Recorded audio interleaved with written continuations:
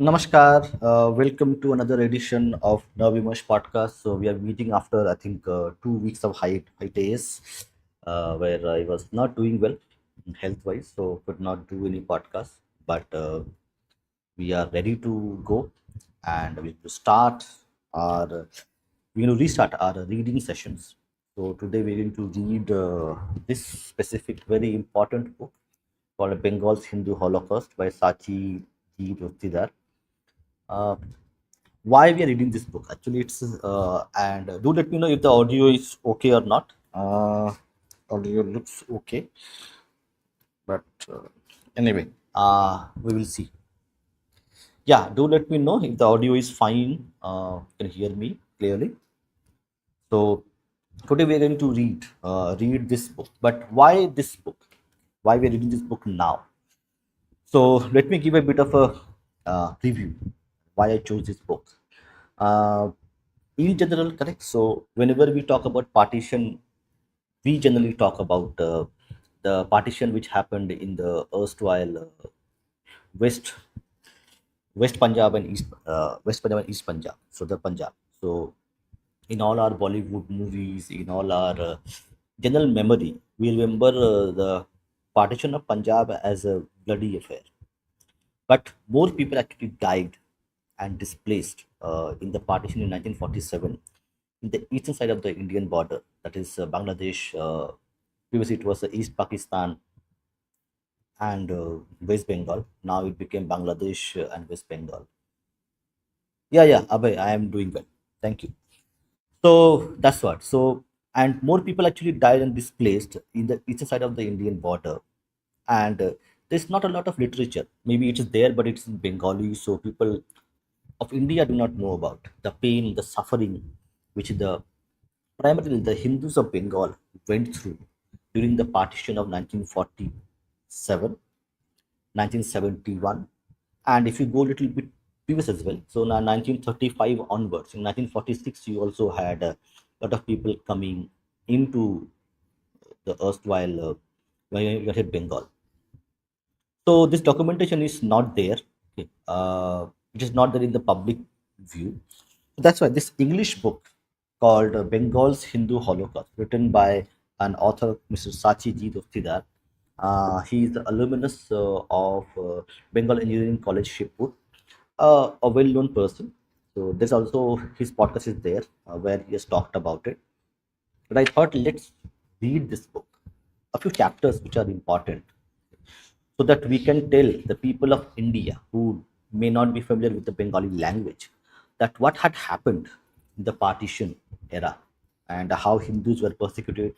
They were in Bengali we call Gonohotta, which happened in 47, 46, 71. And let's spread the message that the forgotten partition of 1947 and 71 in West Bengal. So we're going to read this book, and we're also going to invite the channel members to come and talk to us in after a little while. So I'm going to post a link right now. Just hold on. I'm going to post a link right away. So the channel members are able to join the discussion. Give me a sec. I'm going to put this right away. In the meantime, do let me know how things are at your end, and we have also Bengal elections coming up, so we're going to have a podcast on Bengal elections in English and Bengali. We're going to cover a bit of that as well. So I am just going to post the link.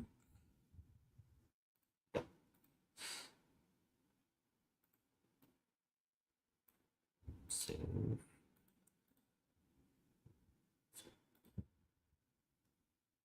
done. So for channel members, the link is available. You can join us in little while when I finish the reading of the book, and then also we can also comment and share your thoughts. So first let's see which chapter we're going to read today. But I will recommend everybody to buy this book. I'll post a link right away after the reading session is over. Hmm.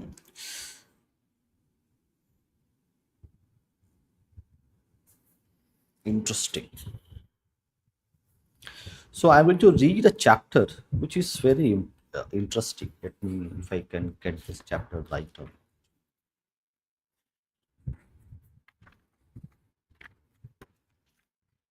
me see if I have the chapter. Yes.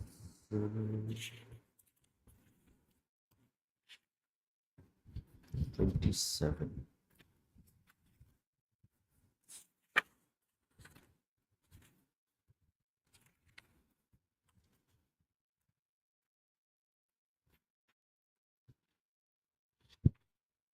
Okay, now I think I got it.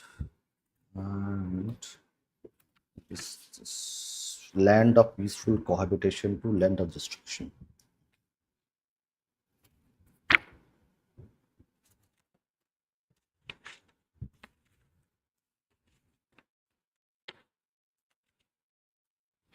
Yeah.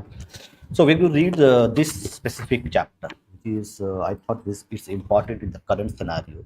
The chapter's name is From Land of Peaceful Cohabitation to the Land of Destruction and Genocide. So let's start reading this. This is chapter one. So this so let me actually show the chapter as well too. So this is how it looks like. You can see this is how it looks like. So we're going to read the last part of the first chapter, which I thought was quite interesting and quite relevant for our reading session. From the land of peaceful cohabitation to the land of destruction and genocide. The region went through the the region went through the precipitous partition in 1947, becoming parts of two sovereign nations, Republic of India and Islamic Republic of Pakistan, with devastating consequences for the original Hindu Buddhist inhabitants of Bangladesh. With the rise of anti India, anti Hindu, and pro Wahhabi, anti native Islamism, some Bengali Muslims came to believe that they are migrants from North India. Very interesting part that we see now the narrative that the Bengali as a language, as a culture, is something which is similar, and their faiths are not really as important. The language and culture is important, but when we read here, with the rise of anti-India, anti-Hindu, pro-Wahhabi, anti-native Islamism, some Bengali Muslims came to believe that they are migrants from North India, Afghanistan, Persia, Arabia.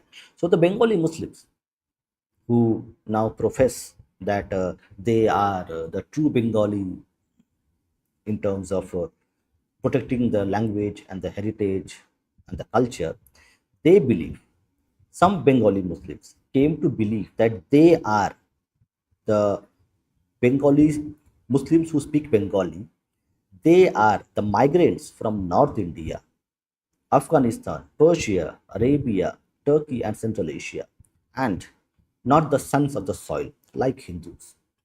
Thus, socio-economic political change continues to take place in Bangladesh, frequently at the cost of indigenous minority Hindus, one of the lessons of this book.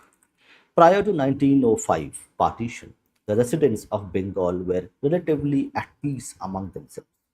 There were occasional strains between Muslims and Hindus, zamindars, landlords, and peasants. So, interesting part. So, when we say Muslims and Hindus, zamindars were primarily Hindus, and the peasants were primarily Muslims. Among various strands with Hinduism and Islam, between natives and migrants, as well as among the slaves. But that was nothing compared to what the natives had in store for the future. Once the religious communalism raised its ugly head, Bengal started to become a place of intolerance. By the time East Pakistan came into being in 1947, anti Hindu intolerance had taken a institutionalized form. In two brief spells from 1950s when the United Front government came to power and after Bangladesh became independent in 1971, this region saw an attempt to give way to more intolerant society. However, they proved to be short-lived experiments. The country again turning towards genocide, pogroms, ethnic cleansing, and intolerance. In 1971, when the East Pakistan became an independent Bangladesh after a violent liberation war, 3 million Bengalis were killed and about 250,000 women, girls were violated, sexually assaulted. Overwhelming majority. So the numbers are very important. That's why we need to read the book to actually go deeper into the understanding of the stats. So the stats say that 250,000 women and girls were sexually violated. Overwhelmingly, majority, 90 to 95% of them were Hindu by the Army of Islamic Republic of Pakistan.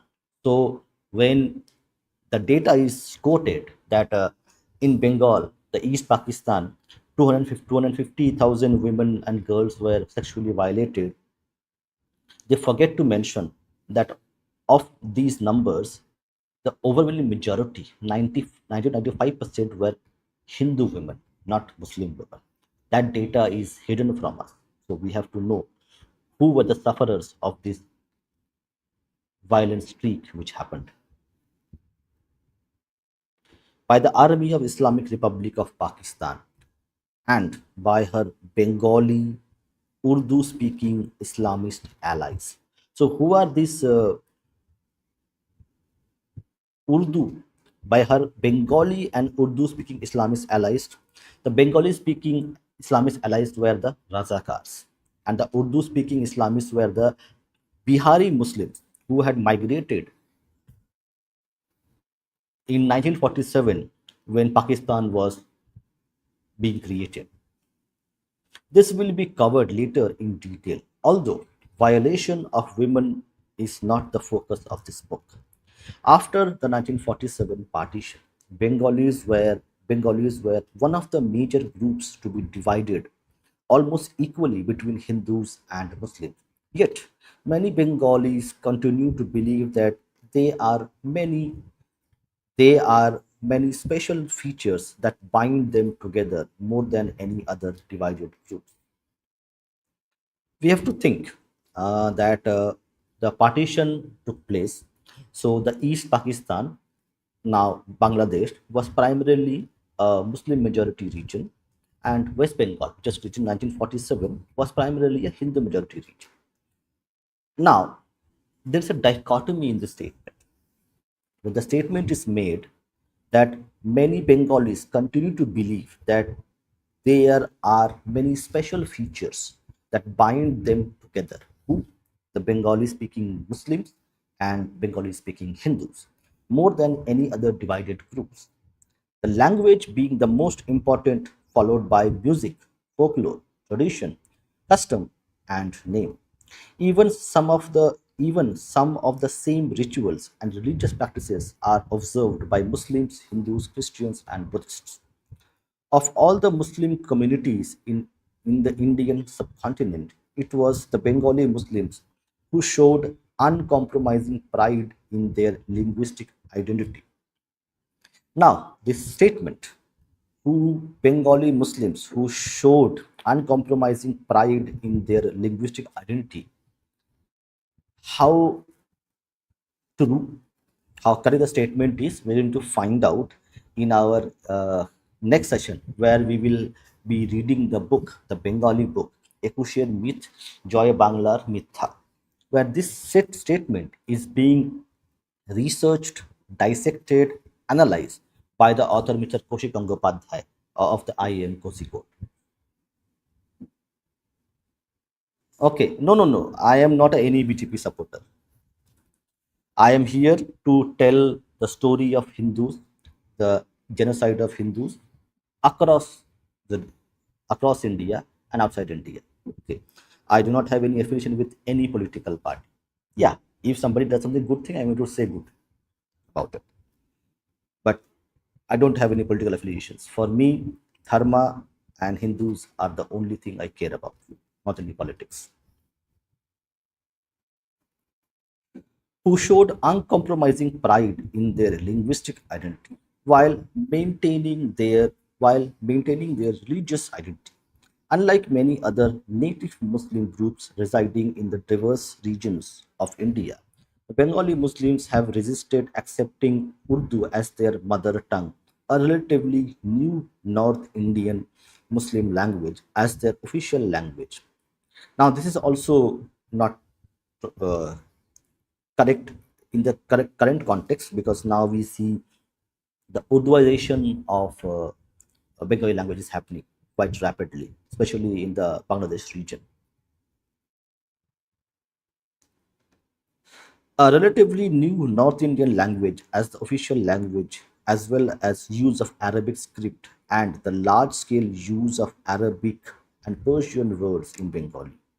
After the separation of Muslim majority East Bengal from India, the West Pakistan based Punjabi Urdu elites under President General Ayub Khan initiated a change of Bengali Assamese or Eastern script to Arabize Urdu script. That attempt failed because of universal opposition of East Bengal Muslims and non-Muslims. Bengali Muslims language-based national identity existed long before the rise of religion-based nationalism. It was not a tragedy, it was a catastrophe. Tragedy is a very weak word to describe it, especially for the Muslims, especially for the Hindus who were left behind in West and East Pakistan, which ultimately led to the independence of Bangladesh as a Bengali nation. If poet Kazi Nazrul Islam championed the post 1905 anti partition Bengali nationalism of Bengali Muslims, then it was Sheikh Mujibur Rahman, known affectionately as Bangabandhu, friend of Bengal, the founding fathers of Bangladesh, who finally completed the homecoming journey of Bengali Muslims started by Nazrul Islam. But both Nazrul Islam and Mujibur Rahman are vilified by intolerant Islamists.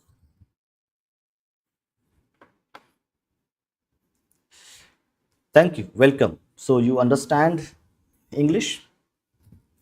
Once the province of Bengal was partitioned in 1947 into two hard to cross borders, paralleling the 1905 partition boundaries, a different socio-economic, cultural.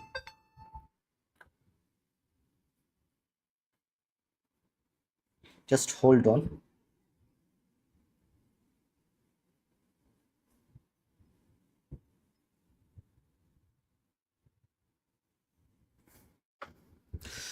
Once the province of Bengal was partitioned in 1947 into two hard to cross borders, paralleling 1905 partition, bordering a different socio-economic cultural dynamics took hold in East Bengal, East Pakistan, Bangladesh, and West Bengal. The grave rise to intolerant Islamism and social fanaticism towards East Bengal's indigenous Hindu population, religion of the ancestors of Muslims. The state would enact laws that would either inflict apartheid like, now it is very important these words,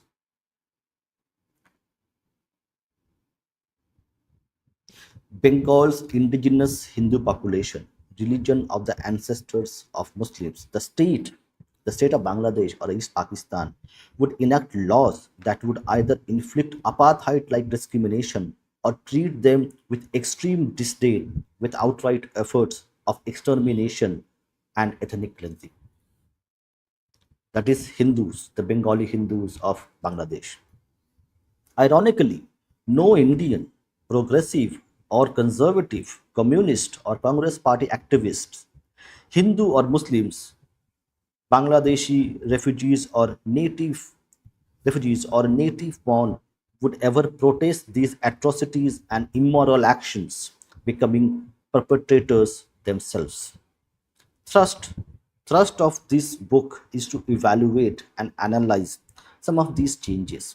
Additionally, Northeast and East India have been affected demographically, mainly because of the victimized hapless Bengali Hindu refugees migration and large Bengali Muslim settlement movement. Initially, these suffering refugees were welcomed with open arms by a sympathetic population. Immediately after 1947 partition, Hindu refugees significantly outnumbered Muslim migrants, especially in West Bengal and Tripura states. That changed in many areas after Bangladesh independence in 1971. The author's visit to Assam, Meghalaya, Manipur, Tripura, North Bengal, Arunachal, Nagaland, Mizoram, Bihar, Orissa, and Andaman and Nicobar Islands, and to the Hindu refugee settlements areas of the dense Dandakaranya forest of central India provided a better grasp of the problem. West Bengal's problems multiplied after 1947 partition with the massive influx of Hindu refugees that has no parallel in the modern world history. Now, it is very important, this data point. It says that West Bengal's problems multiplied after 1947 partition with a massive influx of Hindu refugees that has no parallel in the modern world history, affecting very aspect of social life. When the partition of Punjab, there was the population exchange happened. So you had the Muslim population of Punjab being migrated to West Punjab, now Pakistani Punjab, and Hindus of West Punjab were migrated to the East Punjab or the Indian side of Punjab. The same thing did not happen for the partition of Bengal. What happened was that the Hindu refugees, the Hindu Bengalis migrated from East Pakistan to West Bengal, but unfortunately, the Muslims of West Bengal remained in West Bengal. So that is a very important part. What it happened? It caused that the population has doubled of West Bengal. So West Bengal is a not a very big state. So the economy suffered, the sociology suffered a lot. Thank you.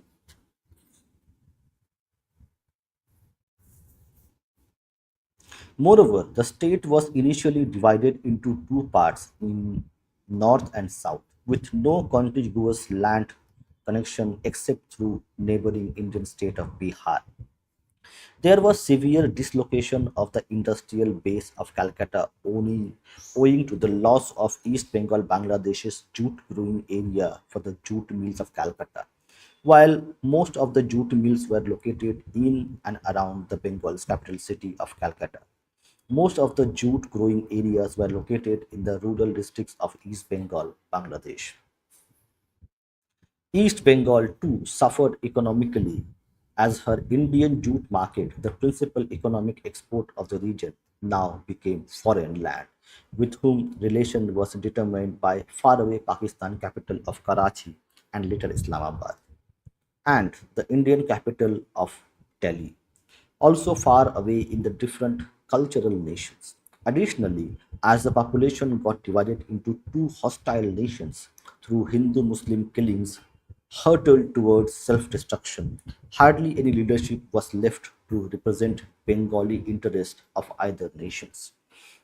Bengali Muslim leaders like Mr. Fazlul Haq and Mr. H.S. Sohrawardi, although proponents of creation of Islamic Pakistan. Now, this data is also important.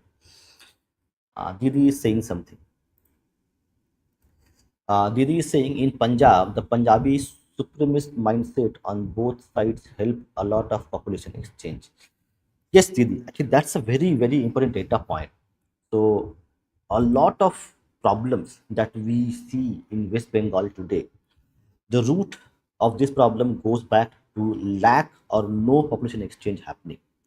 So it was a one-way street. The Hindus, refugees of East Pakistan, came to West Bengal, but the other way did not happen. And that put a lot of strain on the economy, on the social aspect of their lives.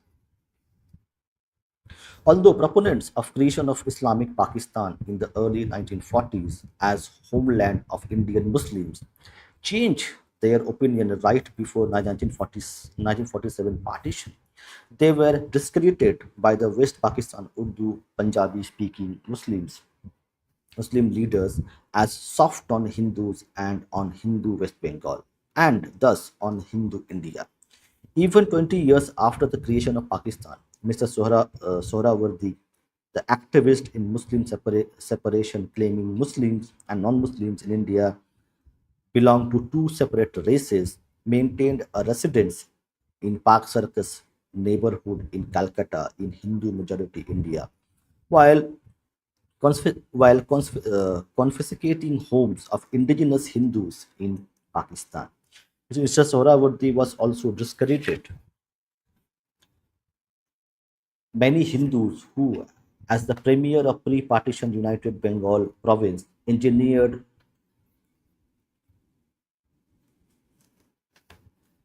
a ghastly. So this is very important. 1946, 16th August, the Direct Action Day, which happened.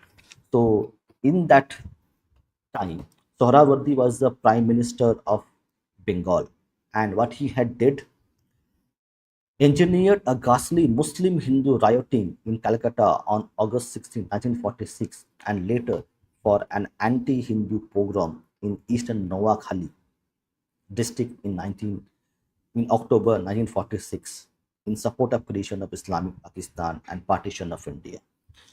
The Calcutta riot was in response to his Muslim League Party's Direct Action Day call on August 16, 1946, exactly 1 year before India's partition on August 15, 1947, to create an atmosphere of mistrust among Muslims and non-Muslims in favor of partition of India and to impress his colonial masters.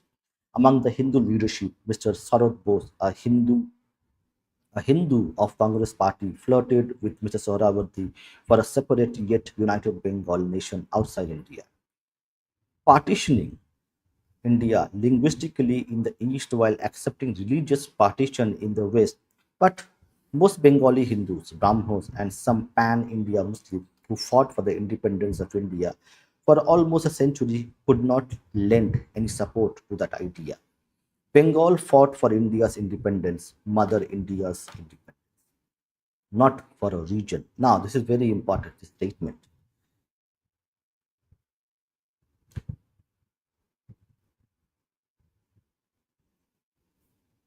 Yeah.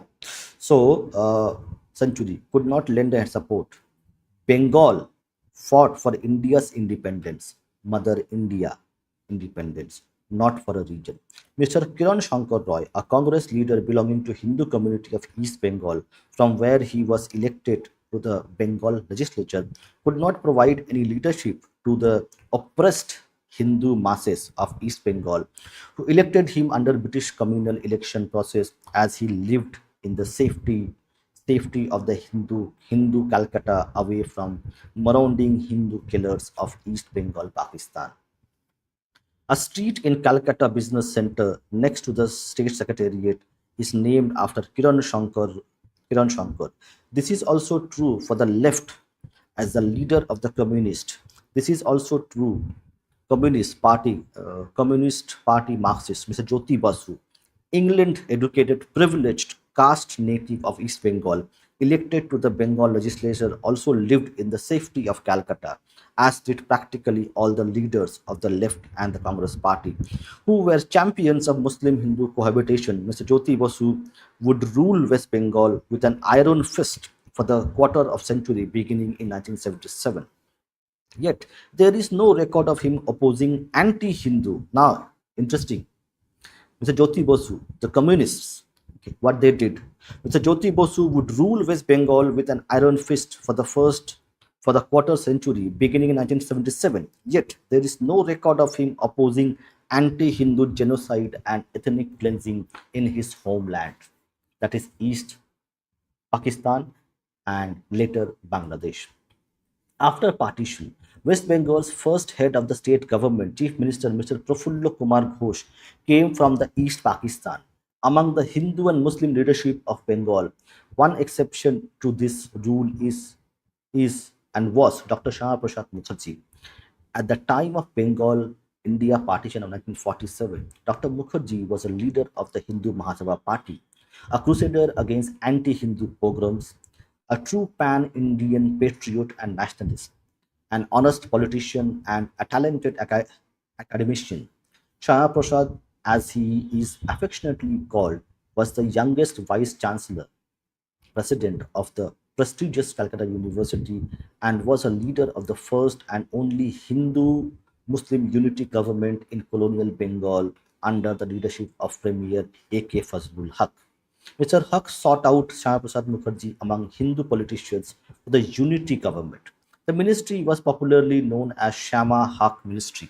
However, Dr. Mukherjee was vilified by the Indian left, by some of the nationalist Congress activists, and by Islamic right as communal, that is anti-Muslim. Mukherjee was only seeking a space for Bengali Hindus on the eve of India's partition. At a time when Punjab was being partitioned between Muslim and Hindu Sikh Jain, as was Assam and the entire Indian nation, in 1950s, Dr. Mukherjee died in prison in Muslim majority Kashmir under suspicious conditions. Imprisoned by Indian Prime Minister Jawaharlal Nehru and Kashmir's Mr. Sheikh Abdullah.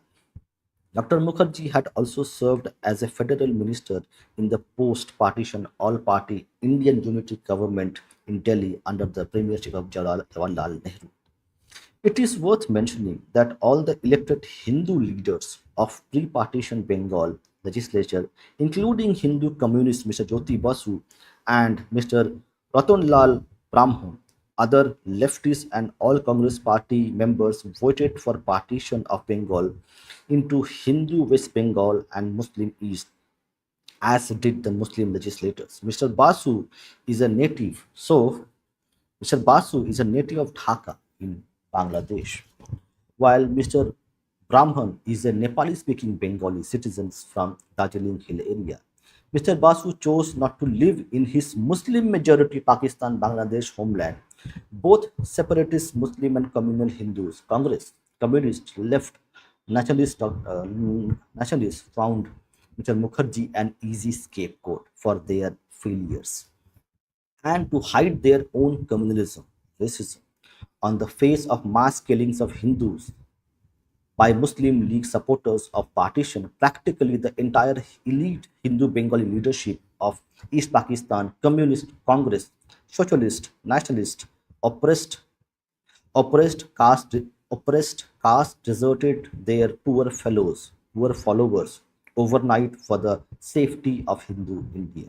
While preaching Hindu Muslim cohabitation and maligning Mukherjee for creating a space for them, following chapters provide the loss of population is estimated from the government provided census figures and an estimate of the casualties that could be verified by various published sources. Chapter 2. Yes, yes. Chapter 2. Chapter 2 is Where Do My People Go? Quest for Bangladeshi Hindu minorities. As I travel through my homeland, I am often asked by poor villagers, Babu, Babu, sir, Jethu, uncle. It's a Bengali. Let me read the Bengali, then I will translate it. So the poor, so he, as I travel through my homeland means now Bangladesh or East Pakistan, where the common people, the poor villagers, ask the author, Mr. Sachi Dastidar, Babu, Babu, Jethu, uncle, Amago Lokera Jai Koi, where my people should go. Where do my people go?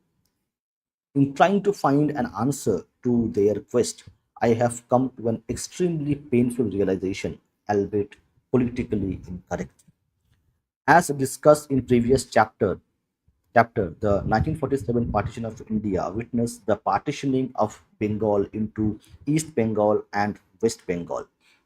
East Bengal became East Pakistan in the Islamic Republic of Pakistan, and West Bengal remained as a state of the secular Republic of India.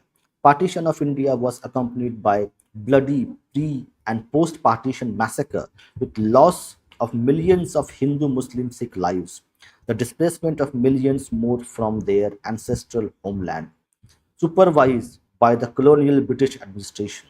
After a violent after a violent 1971 liberation war, East Pakistan became Bangladesh. That liberation involved a Muslim killing, Muslim war, and an Islamic and Pakistani genocide. Now, yes, absolutely correct. Supervised by the colonial British administration. After a violent 1971 liberation war, East Pakistan became Bangladesh.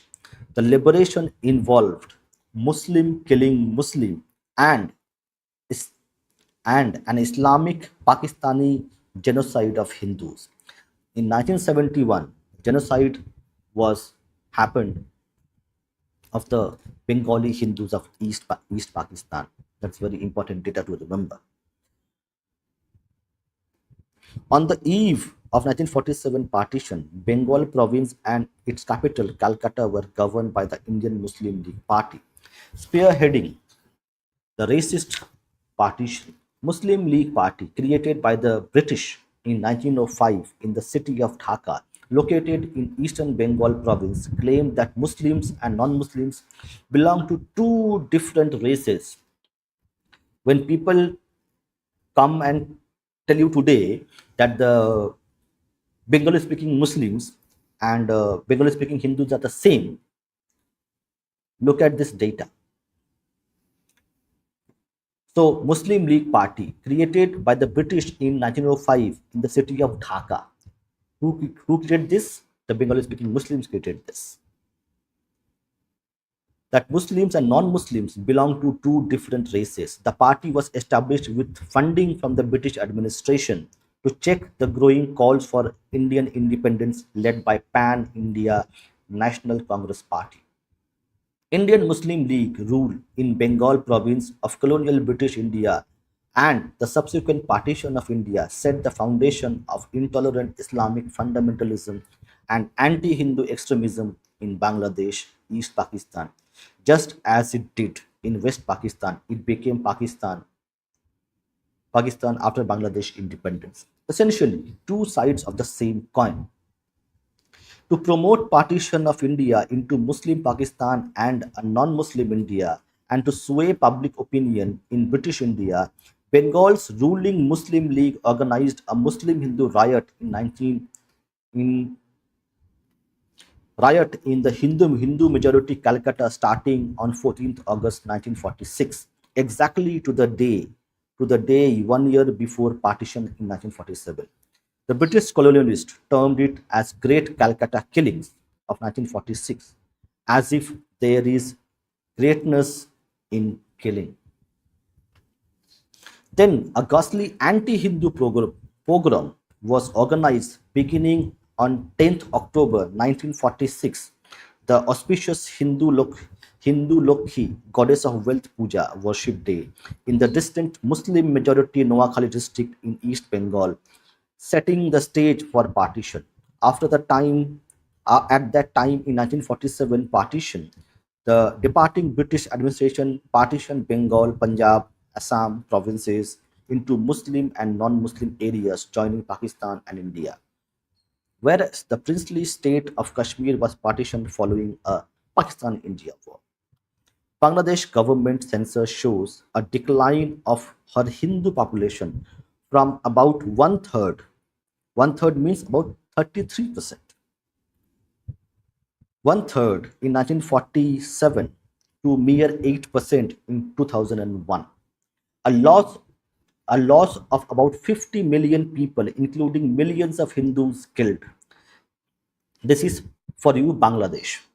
This massive loss is still unknown to the world. This book tries to answer, where do my people go? Silently yet painfully, the question I am frequently asked in Bangladesh, especially by the remaining mostly poor, mostly traditionally oppressed caste Hindus, and by some of their Muslim neighbors, that this topic is too serious, too painful, and extremely difficult for me to write about. It is doubly difficult because it is unknown to the world's concerned population and denied by the ruling Muslim elites of Bangladesh. Now, this is the line which is very important. Why we are reading this book? This topic is too serious, too painful, and extremely difficult for me to write about it. It is doubly difficult because it is unknown. The 50 million people who were displaced and many million of them were killed in Bangladesh and nobody knows about it is unknown to the world's concerned population and denied by the ruling Muslim elites of Bangladesh. The Bangladeshi Muslim elites, they do not acknowledge that millions of Hindus, women, men, children were butchered, killed, ethically cleansed. There are, of course, courageous exceptions among elite Muslims. Exceptions doesn't make the rule. There may be few good Muslims, elites, but they are irrelevant when the majority of them are Hindu hating bigots. It is also a taboo to discuss this massive loss and incredible suffering in India. Why Hindus of India, especially Bengalis, do not talk about this? 50 million is a lot of people. 50 million. There are countries whose population is 1 million, 2 million, 3 million. Yet we're talking about 50 million people being displaced, killed, genocided. And nobody knows about it. Nobody talks about it. Especially in Hindu refugee ruled, especially so West Bengal. Now we're talking about West Bengal. Especially in Hindu refugee ruled. Now, what is Hindu refugee ruled West Bengal? So, in 1947, when population, the Hindus of East Pakistan migrated to West Bengal, and they became the primary politicians who were ruling West Bengal. So, Jyoti Basu, or previously other people as well, they were refugees who were now at the helm of political affairs of West Bengal. Hindu refugees ruled states of West Bengal and Tripura for very peculiar, inhuman political reasons. Now, very strong words by the author. Hindu refugee ruled states of West Bengal and Tripura for very peculiar, inhuman political reasons, as this loss is a politically incorrect topic in Islamist Bangladesh and atheist means communists ruled West Bengal. I am using data mostly from Bangladesh and Indian government census and that of other published works. It has been taboo to discuss this loss of population, 50 million, in both pogrom, pogrom affecting Muslim majority Bangladesh and refugee sheltering Hindu majority West Bengal and India. It must be mentioned at the outset that in Bangladesh there have always been courageous Muslims who have risked their lives to protect their indigenous Hindu minorities. The traditional Sanatan Dharma faith of the forefathers of the Bangladeshi Muslims. Now, a lot of Muslims of Bangladesh think that they are ancestors of Muhammad Ghori or Arabs, or sometimes they think they have Turkish genes, so they change their forefathers quite frequently, as the Pakistanis do.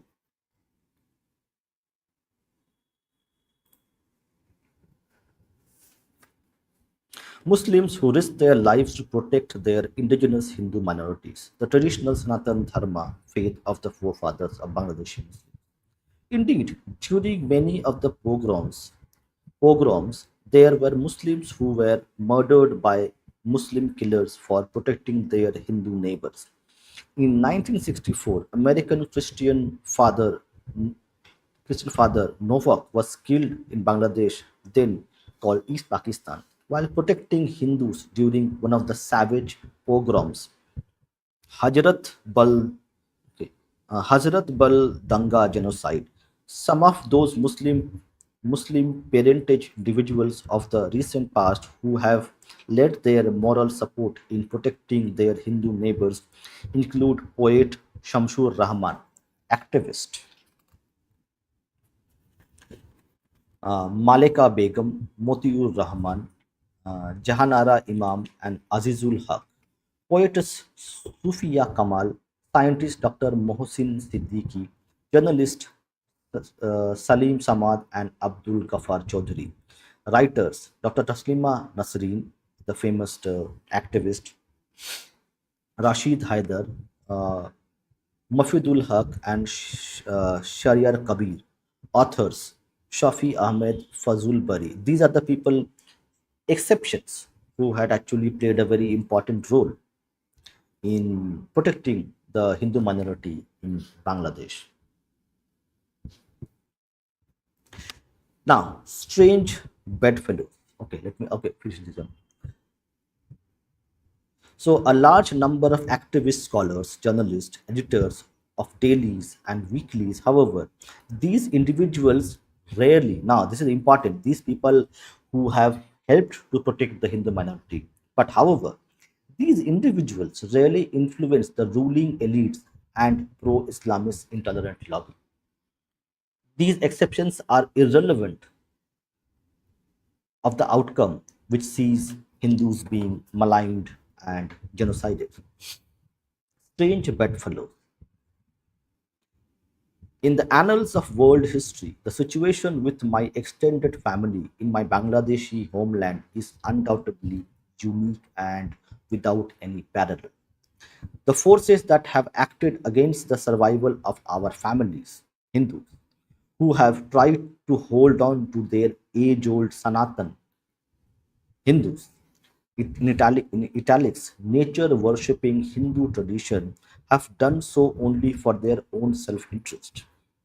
The Muslim and the Hindus, secular nationalist Congress, anti religion, atheist, communist, and anti Hindu Islamist parties, the elites of the Islamic oppressor, and the enlightened of the Hindu oppressed, victim and and the victor, the intellectual and ignorant democrat and intolerant nationalist and imperialist, Bengal and non Bengali, Bangladeshi and Indian, fidelist and scientist, devout and atheist, local and international, the rational and the criminal, Western media and Eastern journalists.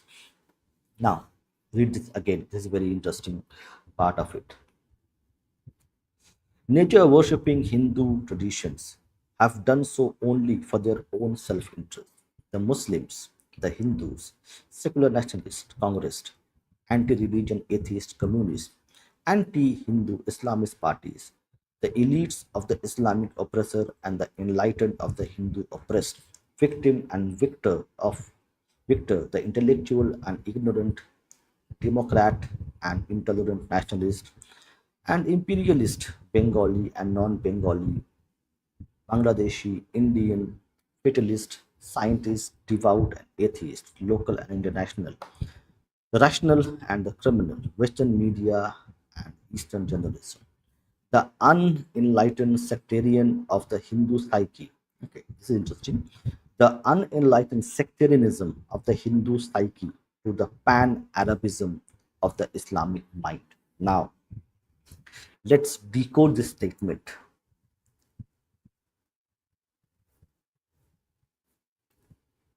The unenlightened sectarianism of Hindu psyche. So maybe it's about caste divide, class divide that Hindu society has, to the pan Arabism of Islamic mind. Each have done so for its own unjustifiable self interest. As my relations would say, Bangladeshi Hindus, with their Buddhist and Christian cousins, would be a new sacrificial lamb of the 20th century. The most important allies of the Hindu minorities have been their extreme devotion to the land of their ancestors and their evolution from the local soil. A small number of marginalized, nationalistic, secular Muslims would always remain to be steadfastly loyal, at times putting their own lives in jeopardy. Local Hindus and their Muslim allies call the defeating silence of the victimized Hindu community a disease of the Hindu mind. Interesting. Local Hindus and their Muslim allies call the defeating silence of the victimized Hindu community a disease of the Hindu mind. It is a state of mind created through an outgrowth of caste racism, mind numbing fatalism, the effect of karma, not having a sense of past history as Hindus, worship nature, mythical gods and goddesses, and a mind that has no sense of shared camaraderie on one hand, and the extreme cowardice brought by the fatalism on the other. Ironically, Bengali Hindus worship militant demon killing goddess. Now, this is very interesting. Bengali Hindus worship militant demon killing goddess Ma Durga and Ma Kali, and the Bengali and other Hindus read Holy Bhagavad Gita, yet do not realize that Mother Goddess and Holy Gita not only preach love and peace but also militant self defense. Where is the self defense of the Bengali Hindus in East Bengal, also in West Bengal? People would often ask me, is it the Hindus' belief in fate that one does not protest the killing of one's own parents or parents of their children? Or is it the belief in karma that an abused does not protest one's own abuser? Or look at the other way, when someone else is being tormented. People often ask why other animals defend their offspring, their nests, yet not the people who call themselves Hindus. Strong words. Even a dove defends her nest, a deer its fawn, yet no Hindu cries for his home or their children. As I have traveled through the torched villages, through destroyed temples, ashrams, cremation grounds, shops, and businesses, the victims themselves have asked me the same question again and again. I wonder if this is why, in the Middle Ages, rose Sri Chaitanya in one end of India with the message of love, insistent pacifism, and caste gender liberation, and on the other end rose Guru Nanak preaching love and militant defense of tradition and more. Interesting. Fast population growth yet vanishing minorities.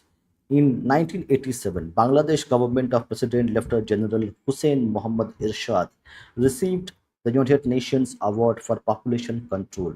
This award recognizes major effort by various nations towards lowering of population growth.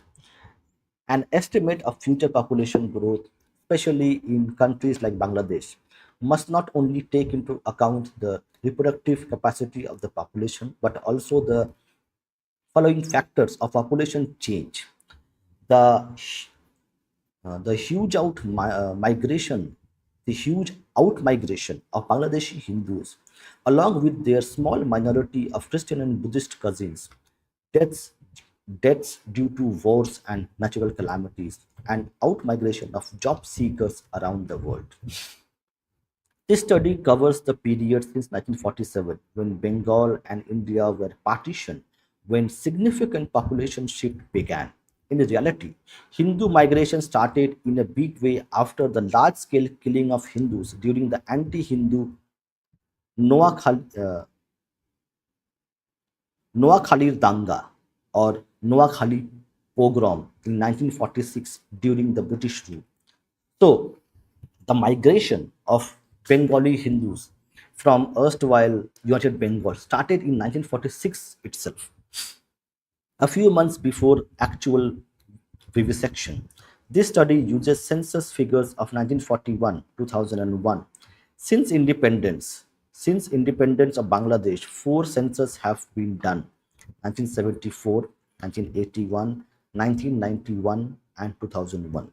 Many of the population data, particularly that of cross-border Hindu and especially Muslim migration, is hard to come by and is complicated by migration of persecuted Hindus of the and of benefiting Muslim majority. This estimate has tried to depend on government data as far as possible. In using migration data of Bengali Muslims, one has to be extremely cautious because of political sensitivity. In India, public policy decisions has become more complicated. For instance, in Assam, the Assamese speaking population's demand for ouster of Bangladeshi has led to violence against indigenous Bengalis. Now, it is very important. I have heard from a lot of people who live in Bengal, who live in Assam, who are Bengali speaking, and and they also talk about the persecution of Bengali speaking people. Now, why this happened? So there is a historical data to this. So the Assamese speaking population demand for ouster of Bangladeshi Muslims who speak Bengali led to violence against indigenous Bengalis, mostly Hindu, and against many other indigenous non-Assamese speaking population. So there is a complex history to this. The rise of Assamese nationalism have given way to creation of new non-Assamese states which were carved out of Assam, Nagaland, Meghalaya, Mizoram, and Arunachal Pradesh. In present-day Assam, the Assamese speakers are a minority, but it is politically incorrect to mention this. Assamese are also seeking expulsion of non-native colonizing Bangladeshi, mostly Muslims. At times, Assam neighbors are attacking others who may have migrated from another Assam district. There have These have resulted in ghastly killings, pitting one group against another. For a short period in the early 1900s, Assam and East Bengal were fused together as one province by the British administration. In Tripura, we are also witnessing a complicated identity dynamics. Some of the local people who used to call themselves Bengali tribe have redefined themselves as non-Bengali, and a small number of recently Christianized individuals have embarked on changing the traditional Eastern Indian script into English one. Some in this group has been killing indigenous Hindus and destroying deities and festivities of the followers of traditional Tripura Hindu faith. Bangladesh government has consistently denied that there is any single Bangladeshi in India.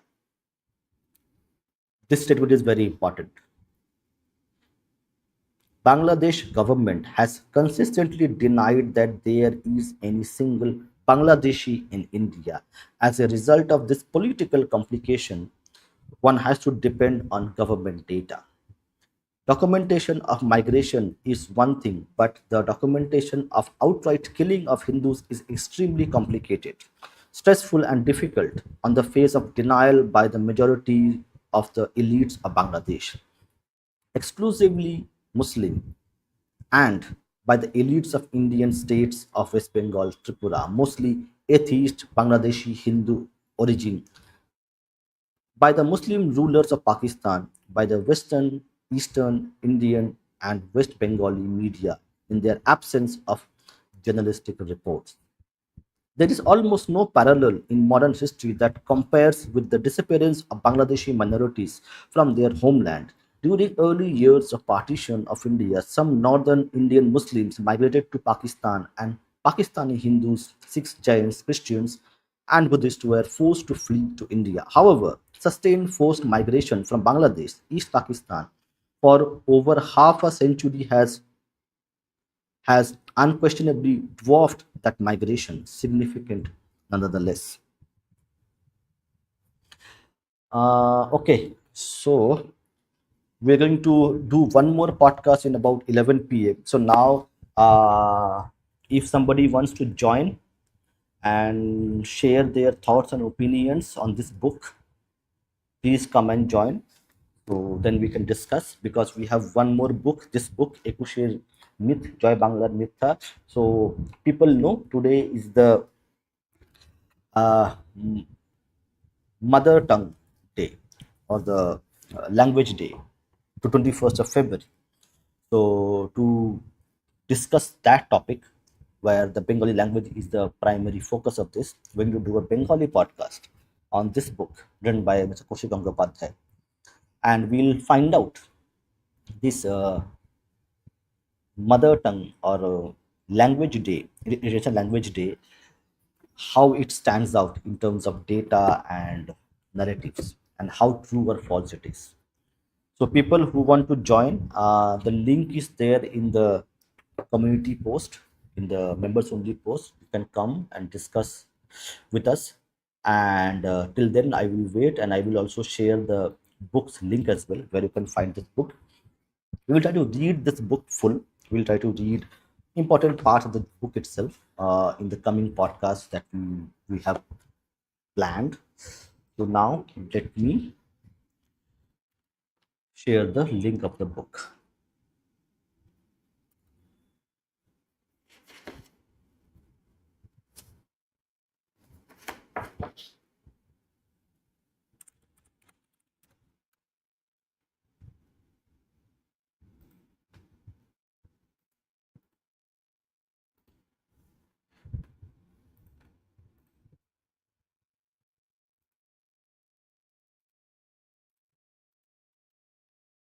So this is the book that I was reading, Bengal's Hindu Holocaust, Partition of India and its Aftermath. So this is available in Kindle edition as well. You can also get the physical version. Let me actually check, tell you where you will get the. I think it's from Garuda publication, so it would be, yes, from Garuda. Let me also share the Garuda link as well. This is the Kindle version. People who prefer Kindle versions, and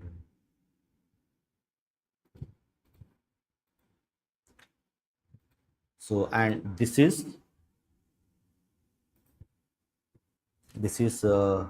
Garuda Life. Let me pin these links for you.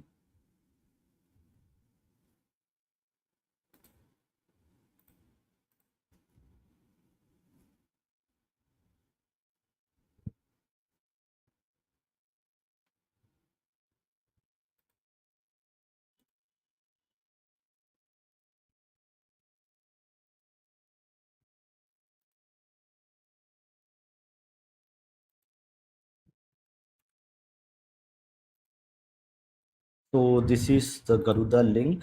I'm going to pin this link as well. So this is, you can.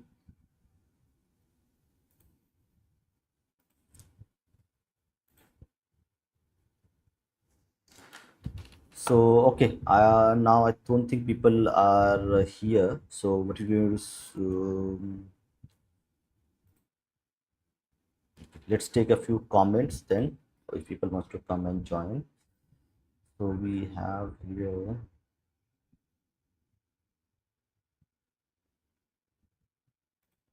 Okay, so this is a comment. However, I believe that anyone who does not acknowledge that Modi's 2047 plan is just empty talk, is supporter of the BJP. You have your own, we have your own. So have you talked the data? So why don't you do the data analysis? So post 2014, the development agenda of BJP governments, how they have transformed the infrastructure, the delivery, the banking sector, the trains are there, the airports are being built, industry being built. Now you have the AI summit. So isn't this the part of the developed India 2047 agenda of BJP government? How can you deny it?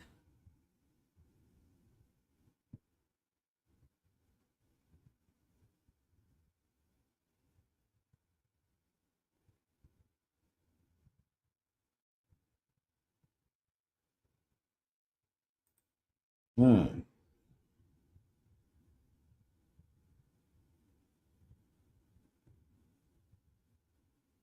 Yeah, we have taken this comment with Didi as well.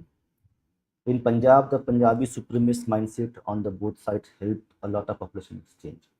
Interesting topic. Didi has her own channel, and she is quite well read in terms of partition in Punjab region.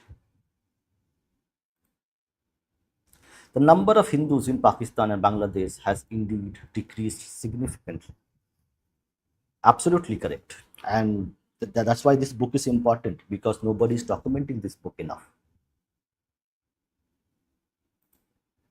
Okay. But I do not believe Hindutva is conductive to India's long term development. It will only divide the people. Why? If you are there, why it is you think it is the case?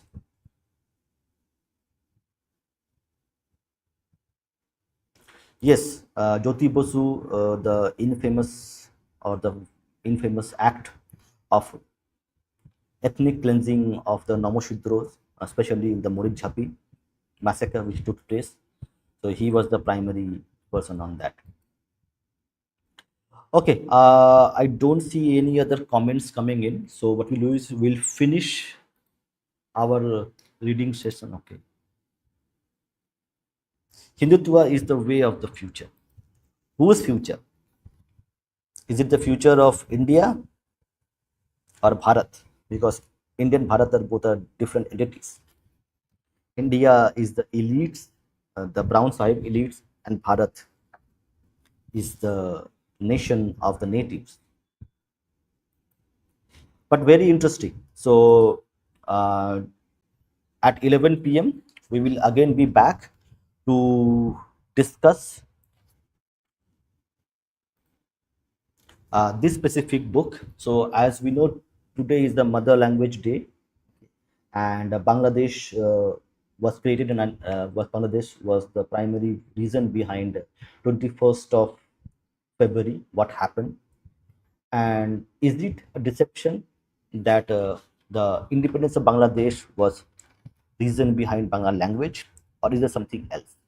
So this Bengali podcast will be happening there at 11 p.m. Till then, thank you everybody for joining, for listening to us.